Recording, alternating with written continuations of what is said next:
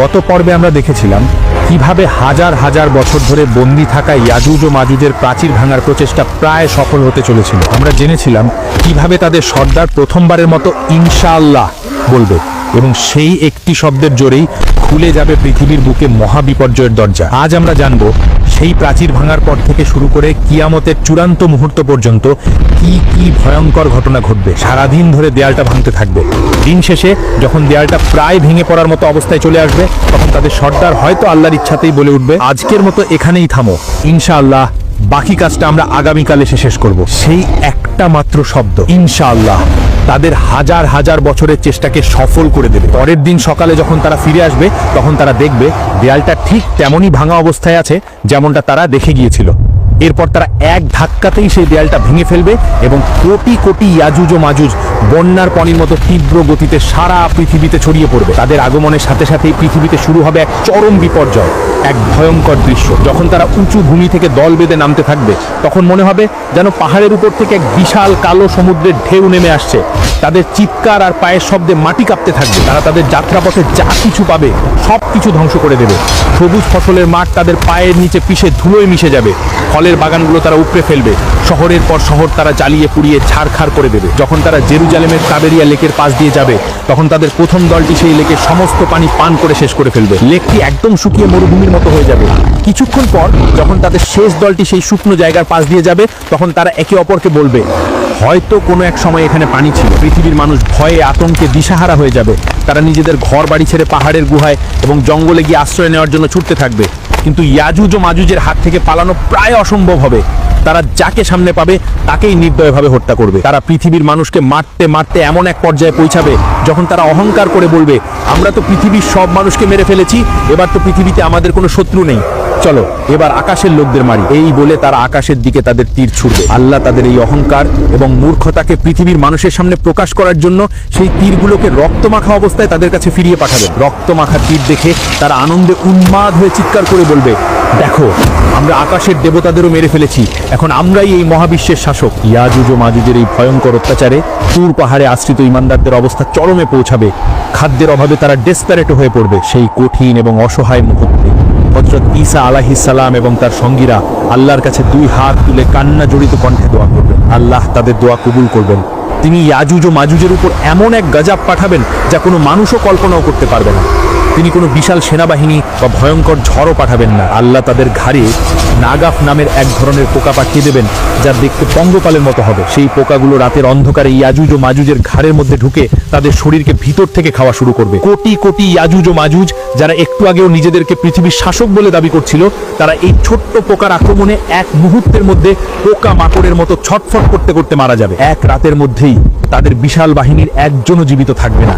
তারা সবাই একসাথে পচে গলে এমনভাবে মারা যাবে যে তাদের মরাদেহের দুর্গন্ধে পৃথিবীর বাতাসে নিঃশ্বাস নেওয়াটাই কঠিন হয়ে যাবে। সকালে যখন হযরত ঈসা আলাইহিস সালাম এবং তার সঙ্গীরা পাহাড় থেকে নিচে নেমে আসবেন, তখন তারা দেখবেন পৃথিবীর বুকে এক বিঘত জায়গাও খালি নেই যা ইয়াজুজ ও মাজুজের পচা গলা লাশে ভরে যায়নি। সেই অসহনীয় দুর্গন্ধে যখন পৃথিবীতে শ্বাস নেওয়াটাই কঠিন হয়ে যাবে, তখন হযরত ঈসা আলাইহিস সালাম আবার আল্লাহর কাছে দোয়া করবেন। আল্লাহ তখন উটের ঘরের মতো বিশাল বিশাল আকারের পাখি পাঠাবেন। সেই পাখিরা ইয়াজুজ ও মাজুজের কোটি কোটি লাশ তাদের শক্তিশালী ঠোঁট দিয়ে তুলে নিয়ে আল্লাহ যেখানে চাইবেন সেখানে ফেলে দিয়ে আসবে। যখন পৃথিবী লাশ মুক্ত হয়ে যাবে, কিন্তু তখনও বাতাসে দুর্গন্ধ আর মাটিতে তাদের রক্তের দাগ লেগে থাকবে, তখন আল্লাহ এমন এক রহমতের বৃষ্টি পাঠাবেন যা এর আগে কেউ কখনো দেখেনি। সেই প্রবল বৃষ্টি পৃথিবীর প্রতিটি কোণাকে, প্রতিটি ঘর বাড়ি, প্রতিটি অলিগলিকে এমনভাবে ধুয়ে মুছে দিবে যে পৃথিবীটা আবার আয়নার মতো পরিষ্কার এবং পবিত্র হয়ে যাবে। ইয়াজুজ ও মাজুজের ফিতনা শেষ হওয়ার পর হযরত ঈসা আলাইহিস সালামের নেতৃত্বে পৃথিবীতে শুরু হবে সেই আসল শান্তির যুগ, যাকে অনেক সময় সোনালী যুগ বলা হয়। আল্লাহ জমিনকে তার সকল বরকত ফিরিয়ে দেওয়ার জন্য আদেশ করবেন। জমিন তার সকল প্রকার ফল ফসল এমন ভাবে উগড়ে দেবে যে একটি মাত্র ডালিম একদল লোক খেয়েও শেষ করতে পারবে না, এবং মানুষ তার খোসাকে ছাতা হিসেবে ব্যবহার করবে। দুধের মধ্যে এত বরকত হবে যে একটি মাত্র উটের দুধ একটি বিশাল গোত্রের জন্য যথেষ্ট হবে। পৃথিবী থেকে সকল প্রকার জুলুম, অত্যাচার, হিংসা বিদ্বেষ উঠে যাবে। মানুষের অন্তর এতটাই পরিষ্কার হয়ে যাবে যে একে অপরের প্রতি কোনো শত্রুতা থাকবে না। হাদিসে এসেছে সেই সময়ে বাঘ আর গরু একসাথে বিচরণ করবে। শিশুরা বিষাক্ত সাপের মুখে হাত দেবে, কিন্তু সাপ তাদের কোনো ক্ষতি করবে না। হযরত ঈসা আলাইহিস সালাম একজন ন্যায়পরায়ণ শাসক হিসেবে পৃথিবীতে 40 বছর শাসন করবেন। তিনি নতুন কোনো ধর্ম নিয়ে আসবেন না, বরং আমাদের প্রিয় নবী হযরত মুহাম্মদ সাল্লাল্লাহু আলাইহি ওয়াসাল্লামের শরীয়ত অনুযায়ী শাসন করবেন। এভাবেই পৃথিবীতে এক নিখুঁত শান্তি ও ন্যায় বিচার প্রতিষ্ঠা করার পর হযরত ঈসা আলাইহিস সালাম স্বাভাবিকভাবে মৃত্যুবরণ করবেন। মুসলিমরা তার জানাজার নামাজ আদায় করবেন এবং আমাদের প্রিয় নবী হযরত মুহাম্মদ সাল্লাল্লাহু আলাইহি ওয়াসাল্লামের রওজার পাশেই তাকে দাফন করা হবে। হযরত ঈসা আলাইহিস সালামের মৃত্যুর পর পৃথিবীতে আবার ধীরে ধীরে বিপর্যয় নেমে আসতে শুরু করবে। ভালো মানুষের সংখ্যা কমতে থাকবে এবং খারাপ মানুষের সংখ্যা বাড়তে থাকবে। ঈমানদার মানুষরা এক এক করে পৃথিবী থেকে বিদায় নিতে থাকবেন। দ্বীনি জ্ঞান ধীরে ধীরে উঠে যাবে আর পৃথিবী আবার অজ্ঞতা আর পাপাচারের অন্ধকারে ডুবে যেতে শুরু করবে। এমন এক সময় আসবে যখন পৃথিবীতে আল্লাহ নামটি নেওয়ার মতো আর কোনো লোক থাকবে না। হাদিসে এসেছে, সেই সময় পৃথিবীর বুকে সবচেয়ে নিকৃষ্ট লোকেরাই বেঁচে থাকবে। তারা পশুর মতো নির্লজ্জভাবে প্রকাশ্যে রাস্তায় দাঁড়িয়ে খারাপ কাজে লিপ্ত হবে এবং তাদের উপরেই কিয়ামত সংঘটিত হবে। ঠিক সেই চূড়ান্ত অধঃপতনের মুহূর্তে প্রকাশ পেতে শুরু করবে কিয়ামতের সেই শেষ এবং সবচেয়ে ভয়ঙ্কর আলামতগুলো। হঠাৎ করে কোনো রকম পূর্ব সতর্কবার্তা ছাড়াই পৃথিবীর 3টি বিশাল অংশ মাটির নিচে দেবে যাবে। এটি কোনো সাধারণ ভূমিকম্প বা ভূমিধস হবে না। একটি বড় ভূমিধস ঘটবে পৃথিবীর পূর্বে, আরেকটি ঘটবে পৃথিবীর পশ্চিমে এবং তৃতীয় ও শেষ ভূমিধসটি ঘটবে আরব পরিদ্বীপে। এই ভূমিধসগুলো এতটাই বিশাল এবং আকস্মিক হবে যে চোখের পলকে বিশাল বিশাল শহর, নগর, জনপদ সবকিছু মাটির নিচে চিরদিনের জন্য হারিয়ে যাবে। লক্ষ লক্ষ মানুষ কিছু বুঝতে ওঠার আগেই জীবন্ত কবরস্থ হয়ে যাবে। এই ভয়ঙ্কর ভূমিধসের কিছুদিন পরেই প্রকাশ পাবে কিয়ামতের আরো একটি বড় আলামত, দুখান বা ধোঁয়া। হঠাৎ করে পুরো আকাশ এক অদ্ভুত এবং রহস্যময় ধোঁয়ায় ঢেকে যাবে, যা 40 দিন পর্যন্ত স্থায়ী থাকবে। এই ধোঁয়া পৃথিবীর প্রতিটি কোণাকে এমনভাবে ঢেকে দেবে যে মানুষ দিন এবং রাতের মধ্যে কোনো পার্থক্য করতে পারবে না। তবে এই ধোঁয়ার প্রভাব সকল মানুষের উপর একরকম হবে না। যারা ঈমানদার তাদের উপর এই ধোঁয়ার প্রভাব হবে খুবই সামান্য। তাদের কাছে এটাকে শুধু হালকা সর্দি কাশির মতো মনে হবে। কিন্তু যারা অবিশ্বাসী তাদের জন্য এই ধোঁয়া হবে এক ভয়ঙ্কর আযাব। সেই ধোঁয়া তাকে নাক, কান এবং চোখ দিয়ে শরীরের ভিতরে প্রবেশ করে তাদের প্রচন্ড যন্ত্রণা দেবে। তাদের কাছে মনে হবে যেন তাদের মাথাটি আগুনের উপর রেখে ভাজা হচ্ছে। তারা ব্যথায় ছটফট করতে থাকবে এবং মুক্তির জন্য আর্তনাদ করবে, কিন্তু কোনো মুক্তি মিলবে না। 40 দিন ধরে এই ভয়ঙ্কর আযাব চলার পর যখন সেই রহস্যময় ধোঁয়ার 40 দিনের আযাব শেষ হয়ে যাবে, তখন মানুষ ভাববে হয়তো সবচেয়ে ভয়ঙ্কর সময়টি পার হয়ে গেছে। কিন্তু তারা জানতো না এটি ছিল চূড়ান্ত ধ্বংসের আগের শেষ শান্ত অবস্থা। সেই রাতের পর যখন ভোরের আলো ফোটার সময় হবে, তখন মানুষ এক অবিশ্বাস্য এবং ভয়ঙ্কর দৃশ্যের সাক্ষী হবে যা মানবজাতির ইতিহাসে আর কখনো হয়নি। সেই দিন সূর্য পূর্ব দিক থেকে নয়, বরং পশ্চিম দিক থেকে উদিত হবে। এই দৃশ্য দেখার সাথে সাথেই পৃথিবীর সকল মানুষ, সে মুমিন হোক বা কাফের, এক মুহূর্তের মধ্যে বুঝতে পারবে যে সময় শেষ, কিয়ামতের চূড়ান্ত ঘোষণা এসে গেছে। তখন পৃথিবীর সকল কাফের আর পাপী বান্দারা ভয়ে আল্লাহর সামনে সেজদায় লুটিয়ে পড়বে। তারা তাদের পাপের জন্য কান্না করে ক্ষমা চাইতে শুরু করবে।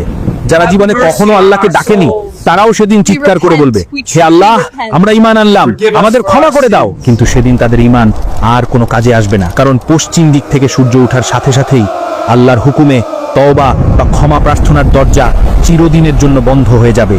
আর কোনো নতুন ঈমান কবুল করা হবে না, আর কোনো পাপীর তওবা গ্রহণ করা হবে না।